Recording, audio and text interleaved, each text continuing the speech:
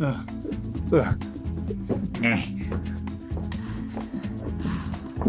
Crystal. You okay? Yep. Good. Hello, and welcome back to another episode of Rolling with Reddit. My name is James. This is Emma. Hello. If you don't know our faces, watch more of our videos. Anyway, top story that we have here, please. Top story we have here is from RPG Horror Stories subreddit, username Itchy Abalone. Am I reading that right? It would seem so. Itchy Abalone _ Okay. Title of this story is Our DM Kidnapped Us and gave us no chance of escape or option other than signing a contract. Is this one of those I hope this is contracts? Like 50 Shades of Grey? Yeah, where he wears his sex jeans. Where he's in one scene wearing dress pants and then he brings her to the back room and then he's suddenly in jeans, meaning that he put on jeans specifically for... Anyway, the post reads, "We have been playing this campaign for a few months and nothing like this has happened before. It all began while we were traveling through the woods. We noticed a shadowy figure behind..." I'm still confused as if this is in real life or in the game. In the game. It all began while we were traveling through the woods. We noticed a shadowy figure behind us. When we turned around to investigate, we were surrounded by a dome of darkness. Okay, video game, or in the game. Dome of darkness that slowly began to inch closer towards us. We tried for 20 minutes to break free from this darkness. It engulfed magical light. Weapon attacks did nothing. Spells did nothing. And in fact, made it stronger. The magical sword, which is the focal point of the campaign as an artifact that allows someone to ascend to godhood, did nothing. Okay. Jeez. What is this darkness? Eventually I, a rogue, used a ring of light and tried to run through the darkness. It completely engulfed me. I lost all sense of direction and felt tendrils wrap around me before I spit out of the entrance of a cave of wonders. Okay. Yes, literally the Cave of Wonders from Aladdin. Okay. I was moved to a separate cell while I waited for the party to arrive. Interesting. Okay. Apparently, they spend the next 10 or so minutes attempting all sorts of ways to not be engulfed. They just had to keep making acrobatics checks to avoid the tendrils. One member rolled a 20 to avoid it. They continued to roll acrobatics checks until they failed, and they were thrown out of the darkness where I was waiting. Quick tip to dungeon masters who decide to do this. If there is something that needs to happen for your story, maybe don't make it a thing where they can potentially roll out of it unless you are ready for them to succeed. Yeah. Because otherwise you're railroading. It would be just better for you to think of ways that require, if you set your DC high enough, only a natural 20 could avoid it, which I mean, I guess somebody did. So, bigger point being, plan for them to succeed, no matter what it is. We decided to enter the Cave of Wonders, as the Dome of Darkness prevented anything else. In the cave, we find our DM's self-insert, edgy author. What? Okay. He talks about how he can write anything into existence. I ask him to write me to be cooler, which he responds by giving me a robot arm, and then undoing it. He says he was forced to write for all of eternity as punishment from a god. As we continue to talk to him and glance around the room, he has 5 human hearts on an altar. When asked about them, he responds with vague riddles. Actually, his self-insert, demigod author, only responds with vague riddles. Upon investigating the hearts, we find out that they are our hearts, the party's hearts, on altars in the Cave of Wonders. From the future? I'd hope. Okay. Eventually, the questioning leads to Edgelord author, I love the names as they are rolling in here, Edgelord author presenting a contract written in Abyssal, which none of us could read. He said the only way for us to be free was to sign it. And more railroading. We had to ritual cast Comprehend Languages, and even after casting it, oh, don't say it didn't do anything. The DM said our wizard must be touching the... That's not true. Must be touching the contract in order to read it.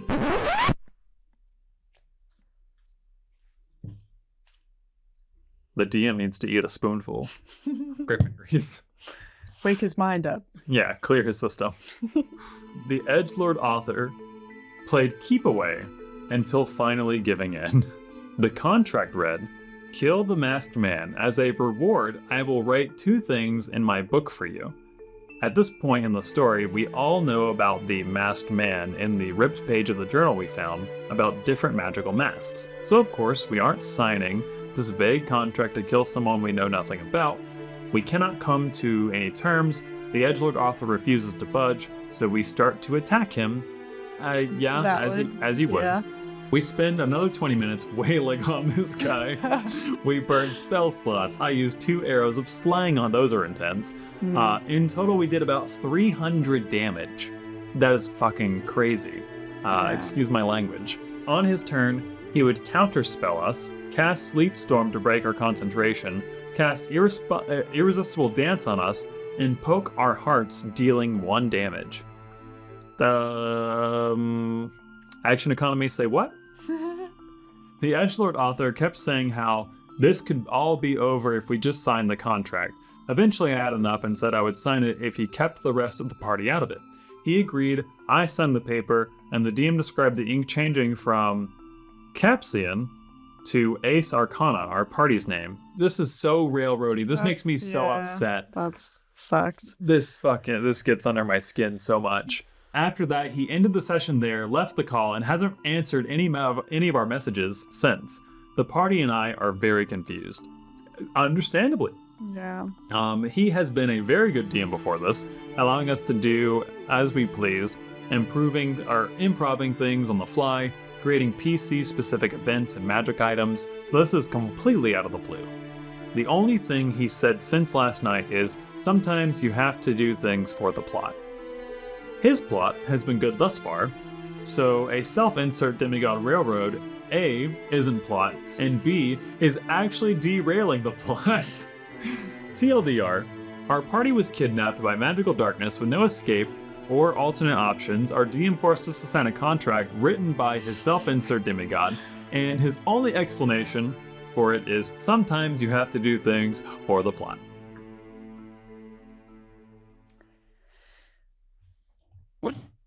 I feel a little bit bad for everyone in this situation. The DM definitely has fucked up here. Mm-hmm. I also understand a little bit of where he's coming from, though. Of like needing a party to do something for a story. Yeah, not knowing how to present a plot point that is essential to what you as the game maker want to do. Yeah. So even though this is a very frustrating and unfortunate way for him to have gone about this, I also feel a little bit of sympathy for the guy, just because I've been there. Yeah. I almost feel like in this situation, it would have been better to come to your players and say, hey guys, like, there are some things that I've really been wanting to get to. I don't know the best way to get you there, but I promise it's going to be a lot of fun.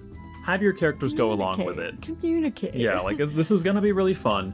I don't know how to get you there quite yet, but like, this is what's going to happen. I just want you to just go along with it, find a reasoning character, because you're going to like it. Yeah. Especially because it sounds like they've all been enjoying themselves up until this point. Yeah. There are ways that you could have, A, sped up this process, because it sounds like you guys wasted a lot of time with them trying to fight this plot. Yeah. And B, like, compromised a little bit. Yeah. Because, like, even when there are things that, like, absolutely have to happen, you still want at least the illusion of free will. Yeah. So, like... Oof.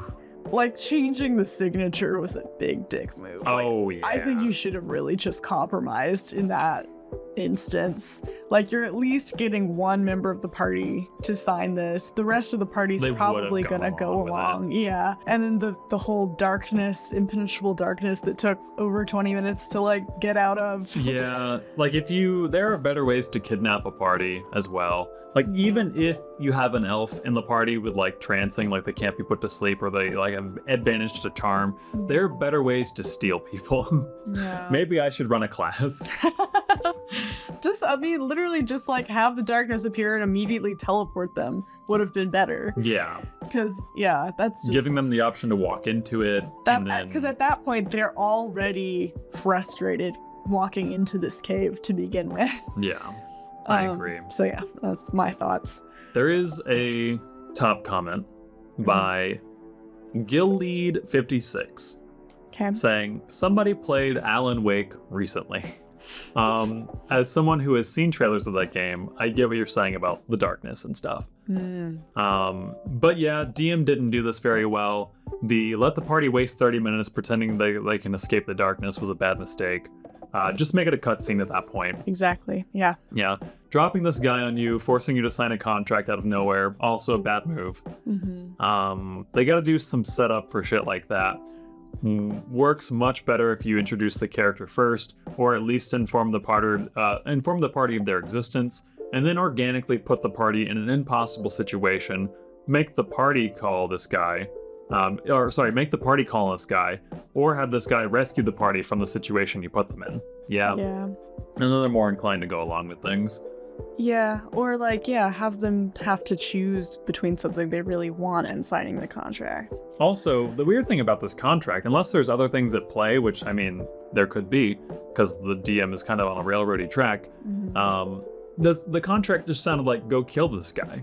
Right. If that is your goal, you put in 2 heartstring tugging NPCs and they will go kill anybody you need. True. The D&D players do not need a reason or an excuse to kill. It also low-key kind of sounds like the wish or the Master Mirror subplot from Witcher. Oh. Not to be a huge Witcher fan over here. You're right. But going with that route where Geralt is forced to sign a contract. Yeah. But it's done in a clever way. Yeah. And even then, like in The Witcher, he has the option to disobey the contract too. Yeah. With consequences. Of course. Yeah. So this top comment goes on to read, make no mistake, all of the above is still railroady as hell, but at least it will feel slightly more reasonable to the other players. Like you said, the illusion of free will. Yeah. Doing it like this DM did basically says, and now for something completely different, gag from Monty Python, and it's jarring as shit. Alternately, you could do the proper stage setting for this area is spooky, yo, and then gradually ratchet up the tension until they grabbed by the darkness thing. Okay, yeah, I mean, that's fair. Have it chase them or something. If you give them a valid campaign-centered reason to go to the spooky place and in-world drop hints about the spooky man, you wouldn't even be railroading. Yeah. I agree. Yeah, because I think railroading doesn't really exist. Railroading is storytelling. Yeah. But the term railroading comes in when you tell the story so badly that people feel like they're being forced to do something. Yeah. Even though you're always tricking them into doing something the whole time. Yeah. Because that's what DMing is. You're telling a story and you're guiding them in a direction. Railroading is always going to be, there's a fork on the road. Which way do you go? You go this way? City moved. Yeah. That's... Sometimes, yeah. That's what you have to do sometimes. But it's unfortunate. I'm so sorry to Itchy Abalone _ that you're going through this. This is very recent. Yeah, and I hope that the DM has also learned a lesson from this and can communicate with the party on where they went wrong. Yeah. Hopefully that you have watched this video and maybe you can send some of this to the DM. And DM, if you are watching this, there is no shame. This is a learning experience. We've all had bad plot points at one point in time. So many. But there is a way to communicate and remedy this and continue having amazing D&D sessions. Yes. So for those of you who are watching this on YouTube, go down in the description. The story is linked at the very tippity top. And if you want to engage in more conversations with us specifically, you can leave a comment or join our Discord. Yes. In the meantime, love your faces. Thank you for rolling with Reddit. And we will see you all in the next video. Bye. Bye-bye for now.